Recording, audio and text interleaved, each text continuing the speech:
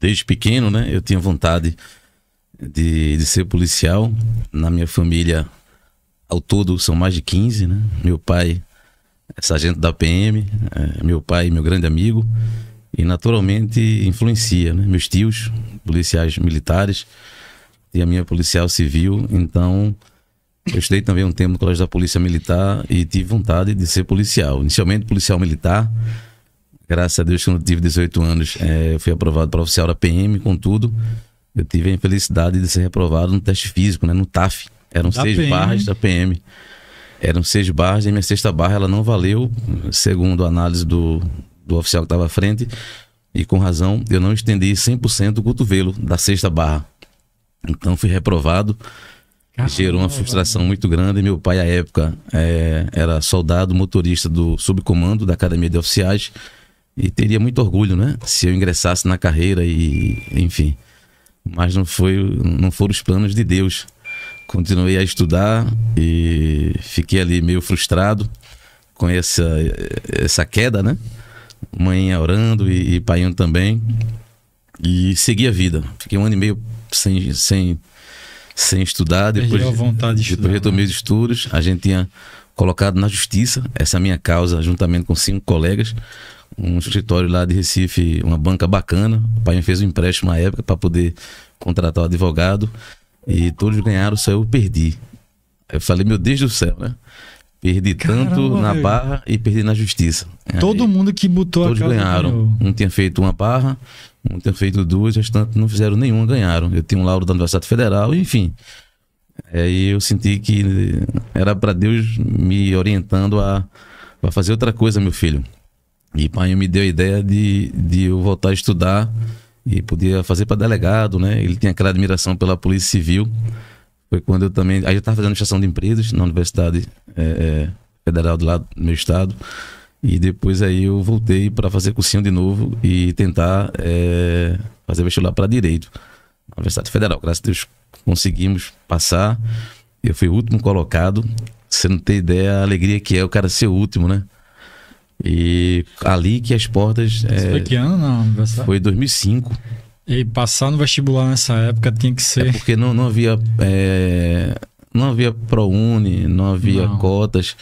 Era mesmo na tora, como se diz lá, né? Alegria do caramba. Eu venho de escolas pequenas, né? Meu pai, por ser soldado da Polícia Militar, Pernambuco, tudo que ele podia nos dar, se não atendia para poder a gente ter mais acesso à educação. Mas foi um divisor de águas, porque no segundo período, graças ao Papai do Céu, né, eu já tinha sido aprovado em alguns concursos de nível médio e já era servidor público da Justiça, onde eu trabalhei 7 anos. Então, assim, fui de lá, foi o primeiro passo na Universidade Federal. Depois eu consegui fazer esses concursos públicos, mas sempre focado em ser delegado de polícia. Era questão de honra. E graças a Deus, quando tinha acabado o 5º período, abriu aqui no estado e abriu na Paraíba. E eu fiz as 2 provas. Aqui consegui passar legal, na Paraíba não tinha ficado dentro das vagas. E então aqui eu dei mais prioridade, né? Tanto é que fiz as etapas. E na época eu já estava querendo ficar aqui no Rio Grande do Norte, né? E deu certo. Aos 24 anos passei para delegado, né? E a vida melhorou mais. Realizei esse sonho de ser polícia.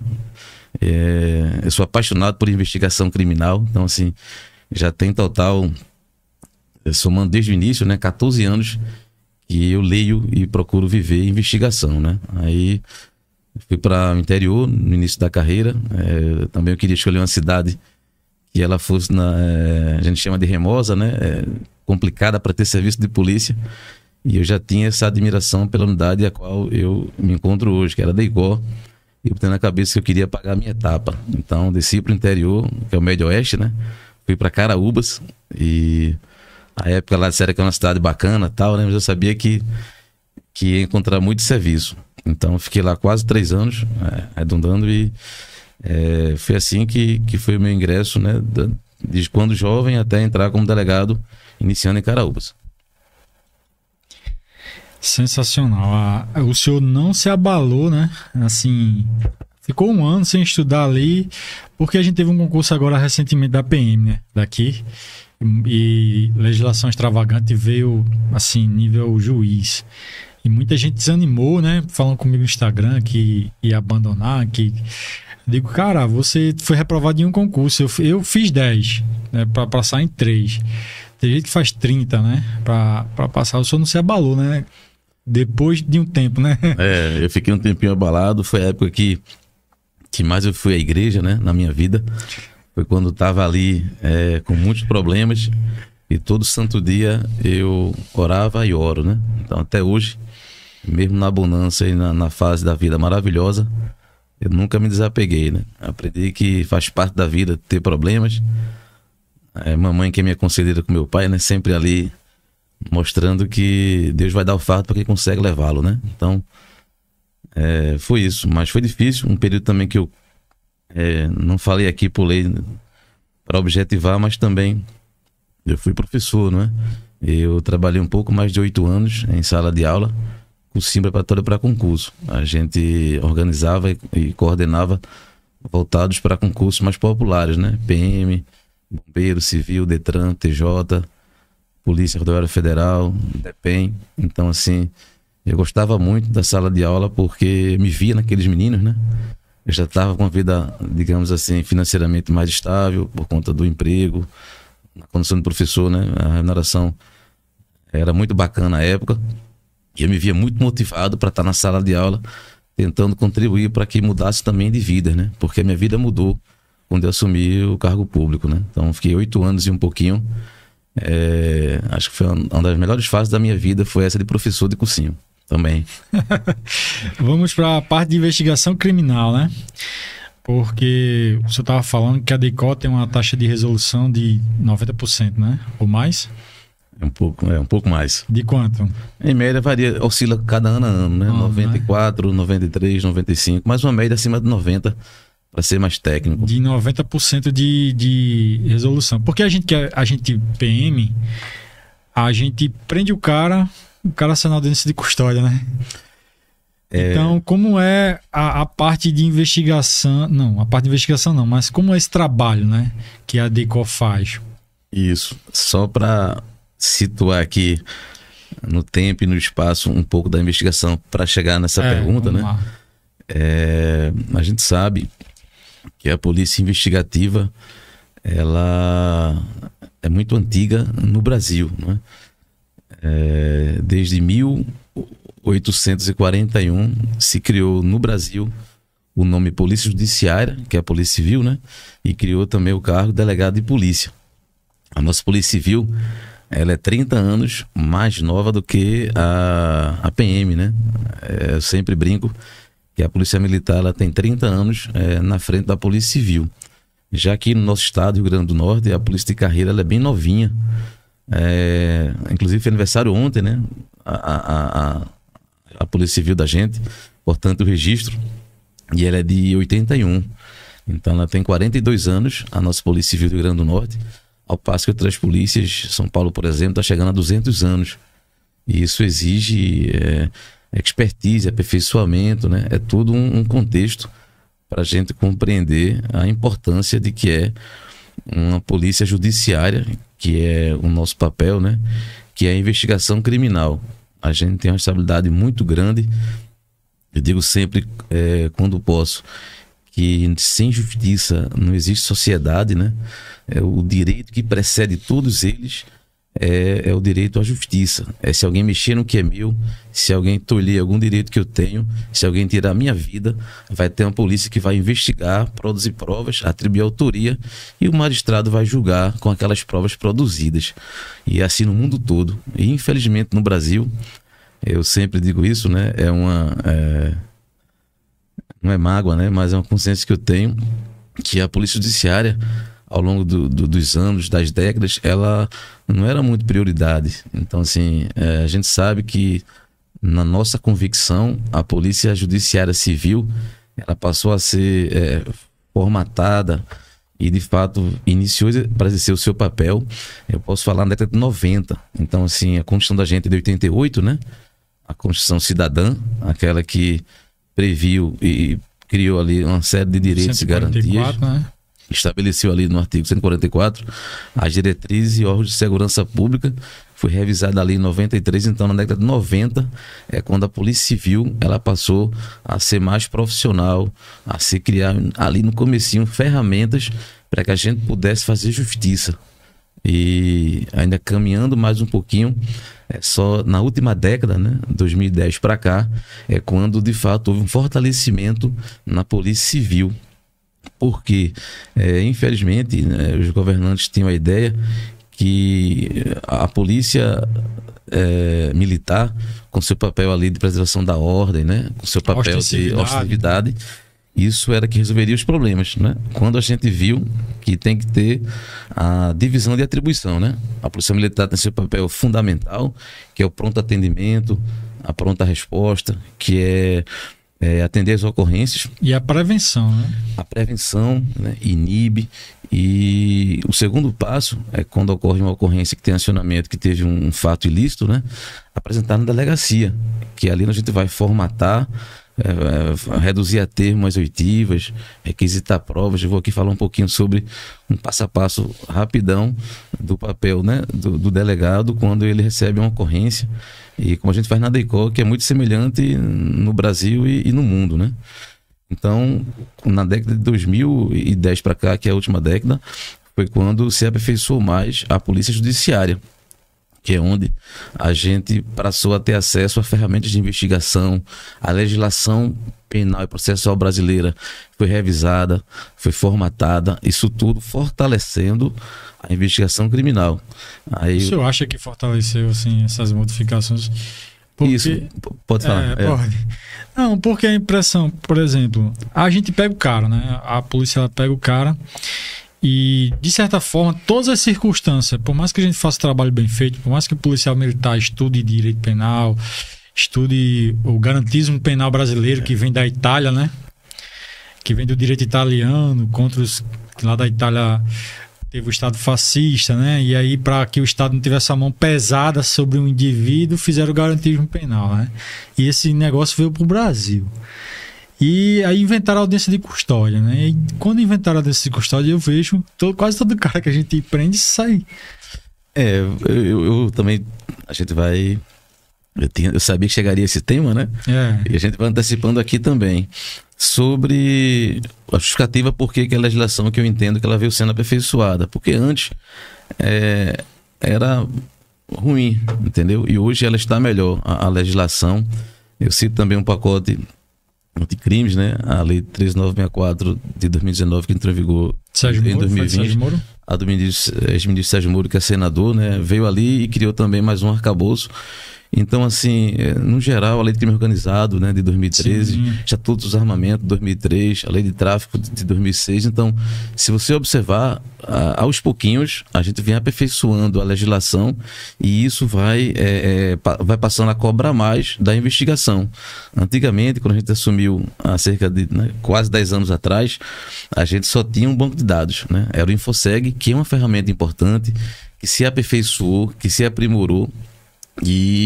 Mas não é suficiente. Hoje, graças a Deus, na DEICOL, a gente é muito focado nisso e através de convênios, de gestão, de parcerias, a gente tem mais de 30 bancos de dados. E isso dá uma guinada ímpar numa investigação. O nosso núcleo de análise lá da unidade, né, que é a inteligência policial e investigativa, ter acesso a uma gama de bancos de dados que vão contribuir para a gente instruir a investigação. A gente é um outro ponto positivo. E você falou sobre a audiência de custódia.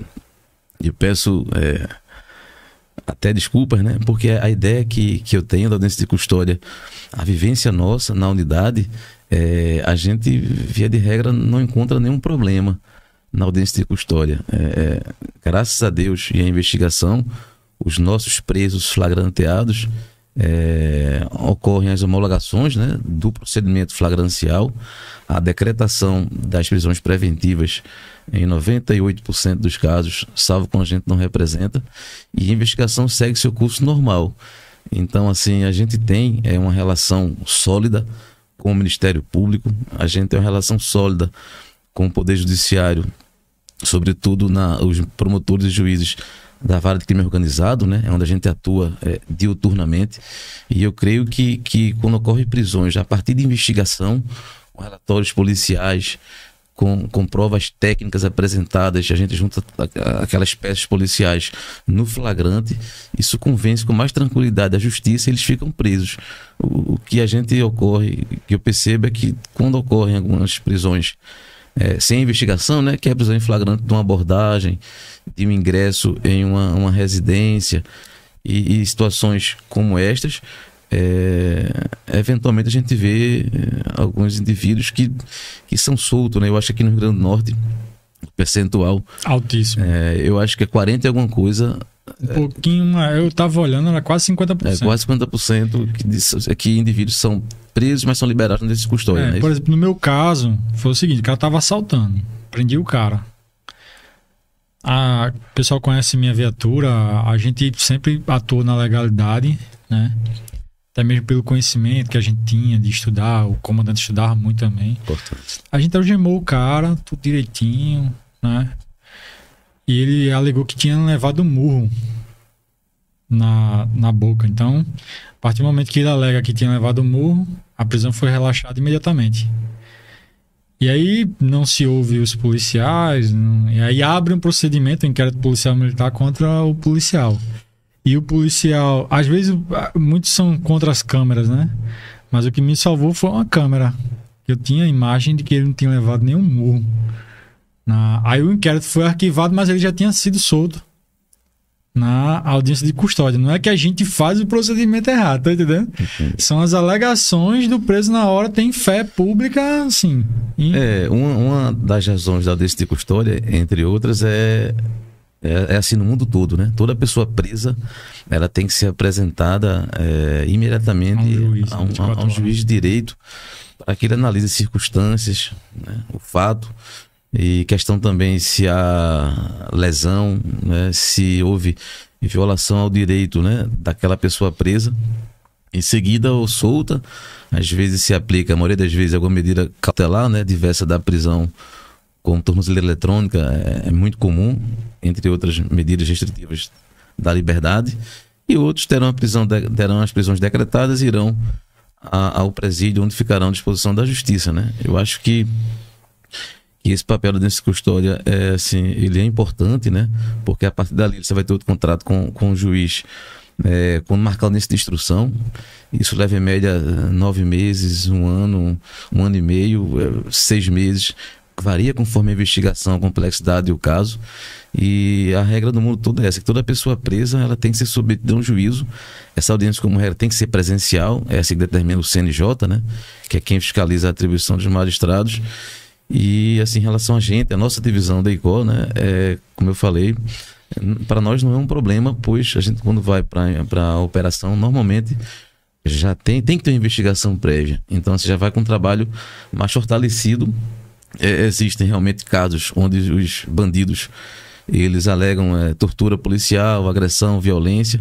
Há alguns casos já chegaram a alegar com já alguns casos, e os magistrados extraem cópias e mandam tanto para o Ministério Público apurar, bem como a Corregedoria, sendo que a gente é tranquilo quanto a isso.